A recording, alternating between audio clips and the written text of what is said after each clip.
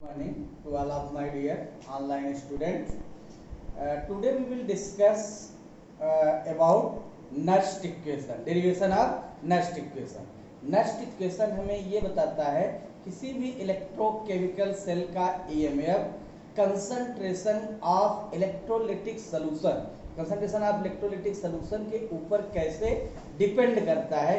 किसी भी electrochemical cell का जो EMF होता है, EMF का कंसंट्रेशन ऑफ सोल्यूशन क्या असर पड़ता है, ये हम लोग देखेंगे।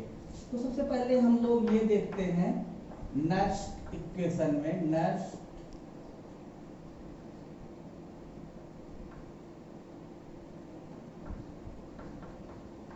नर्स्ट इक्वेशन में ये हम लोग देखेंगे कि थर्मोडायनेमिक रिलेशनशिप, एक thermodynamic equation, general thermodynamic equation को कंसीडर करेंगे, that is del G equal to del G naught plus 2.303 RT log QC याद आ गया होगा सब लोग को। This one is reaction quotient, means QC equal to product of concentration of product upon product of concentration of reactant at any condition. हमने एक बताया था केसी क्या था, प्रोडक्ट का कंसंट्रेशन अपॉन रिएक्टेंट का concentration at equilibrium. But QC में क्या है, प्रोडक्ट का कंसंट्रेशन अपॉन रिएक्टेंट का concentration at any condition. You can write it as follows, del G will be equal to del G naught plus 2.303 RT log QC के स्थान पे लिख सकते हैं concentration of product upon concentration of reactant.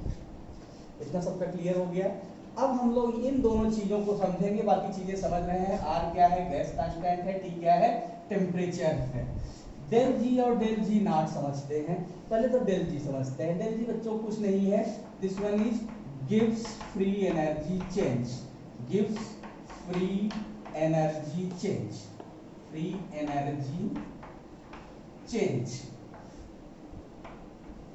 और del G naught क्या है यार, gives free energy change, gives free energy change, energy change at standard condition, at standard condition. Standard condition हमने आपको बताया होगा, स्टैंडर्ड कंडीशन कुछ नहीं है, टेम्परेचर क्या होना चाहिए, 298 के लिए होना चाहिए, प्रेशर 1 मोलर होना चाहिए, कंसंट्रेशन ऑफ इलेक्ट्रोलिटिक सॉल्यूशन जो होगा वो भी 1 मोलर होना चाहिए। अब हम लोग किसी जनरल इक्वेशन के लिए इसको अप्लाई करेंगे। अगर हम इलेक्ट्रोकेमिकल सेल की बात करें बच्चों, तो there are two half cells, there are two half cell present in any electrochemical cell, oxidation half cell and reduction half cell, oxidation half cell and reduction half cell.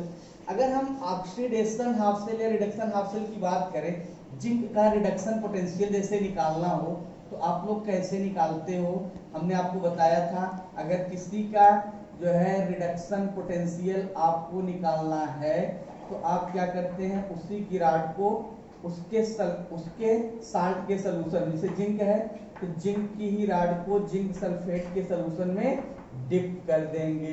तो यहाँ पे क्या आ जाएगा, Zn, it will give Zn plus 2। अगर reduction potential की बात करें तो Zn plus 2 aqueous plus 2 electron. और अगर कॉपर के रिडक्शन पोटेंशियल की बात करें तो Cu solid that will give equal to Cu plus 2 aqueous plus 2 electron. ये दोनों का रिडक्शन पोटेंशियल है। तो अगर हम लेफ्ट हाफ सेल और राइट हाफ सेल का ई सेल निकाल लें तो आपको पता है कि पूरे इलेक्ट्रोकेमिकल सेल का ई सेल क्या होता है, E cell equal to E right minus E left, यानी कैथोड वाला का पहले निकाल लें, कैथोड में से एनोड को अगर सब्सट्रैक्ट कर दें तो हमें क्या मिल जाएगा, ईएमएफ ऑफ द सेल मिल जाएगा। इतना सबका क्लियर है। अब देखिएगा जरा, हम आपसे ये कहते हैं कि अगर हम आपसे बात करें बच्चों सिर्फ इसकी जिंक की, और यहाँ पे हम इस थर्मोडायनेमिक इक्वेशन को अप्लाई करें, किसको अप्लाई करना है, थर्मोडायनेमिक इक्वेशन को अप्लाई करना है, तो आप लोग क्या लिखोगे यार, डेल जी इक्वल टू, समझिएगा ध्यान से, del G equal to del G naught plus 2.303 RT log। अब आप हमें ये बताओ, प्रोडक्ट पे क्या है, जिंक एक्वस, प्रोडक्ट साइड क्या है, जिंक एक्वस, और रिएक्टेंट साइड क्या है, प्योर जिंक सॉलिड। हमने आपको बताया था कि इक्विलिब्रियम कांस्टेंट एक्सप्रेशन लिखने के समय या रिएक्शन क्वांटेंट एक्सप्रेशन लिखते समय हमें प्योर सॉलिड या प्योर लिक्विड को इग्नोर करना होता है। तो यहाँ पे जो प्रोडक्ट का कंसंट्रेशन है, प्रोडक्ट का concentration this one is Zn+2, आप क्या लिखोगे, log कंसंट्रेशन ऑफ Zn+2, और इधर क्या है, Zn सॉलिड, इसको क्या लिख देंगे, अपान 1 लिख देंगे। इतना सबका क्लियर है। कुछ नहीं करना है हमें, बस यही थर्मोडायनेमिक इक्वेशन को जनरल हाफ इक्वेशन पे अप्लाई कर दिया है। ये लेफ्ट की तरफ है, जिंक इधर रहता है लेफ्ट की तरफ, यानी जहां ऑक्सीडेशन होता है। अब देखिए, अब इसके बाद एक चीज हम और आपको ध्यान दिलाना चाहेंगे, इसको आप लोग समझे रहेंगे तो कभी दिक्कत नहीं होगी। यहाँ जो बच्चों डेल जी लिखा है, del G one is nothing, this one is gives free energy change. Free energy change का मतलब एनर्जी का चेंज होना, किसी भी सिस्टम को वर्क करते समय उसकी एनर्जी में जो चेंज आता रहे, that one is known as गिव्स फ्री एनर्जी चेंज। अगर हम इलेक्ट्रोकेमिकल सेल की बात करें तो सेल लगातार वर्क करता है, अगर सेल वर्क करता रहेगा तो उसकी एनर्जी क्या होगी, डिक्रीज होगी कि इंक्रीज होगी, डिक्रीज होगी, कम होगी। तो अगर उसकी एनर्जी कम हो तो वो एनर्जी किसके बराबर होगी, वर्क डन के बराबर होगी। क्यों, क्योंकि सेल लगातार वर्क कर रहा है, तो वर्क कर रहा है तो जितनी भी डिक्रीज होगी एनर्जी में वो किसके इक्वल होगी, वर्क डन के। और वर्क डन क्या है, this work done is electrical work done, general work done नहीं है, मैकेनिकल वर्क डन नहीं है, इलेक्ट्रिकल वर्क डन।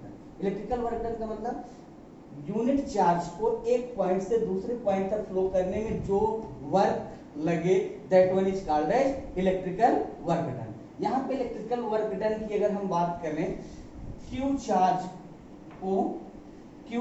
को अगर मूव करने पे W वर्क डन लग रहा है, तो 1 चार्ज को मूव करने के लिए 1 × W/Q, यही किसके बराबर होगा, EMF E के बराबर। यानी W इक्वल टू क्या हम लिख सकते हैं आप लोग, W will be equal to बेटा होगा, W will be equal to Q × E। यहाँ तक सबके समझ में आया। This work done will be equal to decrease in free energy change.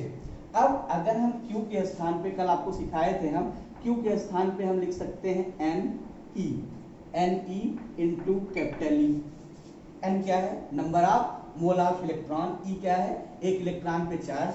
अगर हम N की वैल्यू 1 रखें, एक इलेक्ट्रॉन 1 मोल रखें, एक इलेक्ट्रॉन पे चार्ज 1.6 × 10⁻⁻19 कूलम रखें, तो दोनों को इनटू करेंगे तो 96500 आएगा, जो कल हमने दिखाया था, दैट वन इज